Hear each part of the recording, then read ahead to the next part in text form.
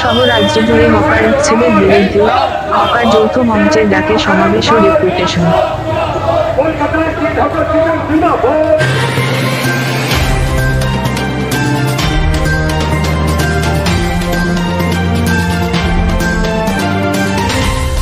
11ই জুলাই বৃহস্পতিবার দুপুর 2টায় হকার যৌথ মঞ্চের ডাকে কলকাতা ও রাজ্য জুড়ে অমানবিক এবং নির্মমভাবে এমনকি বুলডোজার দিয়েও হকার উচ্ছেদের বিরুদ্ধে কলকাতা কর্পোরেশনের সামনে রাজ্য হকার সমাবেশ ও কর্পোরেশন অভিযান এবং মেয়র তথা পৌর মন্ত্রীর কাছে ডেপুটেশন। বেশ কয়েকটি দাবি নিয়ে এই সমাবেশ করেন। উপস্থিত ছিলেন বিভিন্ন ট্রেড ইউনিয়নের তপন মুখার্জি, লীনা চ্যাটার্জি, অশোক সেনগুপ্ত, সুপর্ণা নস্কর, অসিত সাহা, গণেশ সহ অন্যান্য নেতৃবৃন্দ। এই সমাবেশে 7টি ট্রেড ইউনিয়ন ও ফেডারেশন যুক্ত হন। কয়েকশো হকার এই মিছিলে সামিল হন।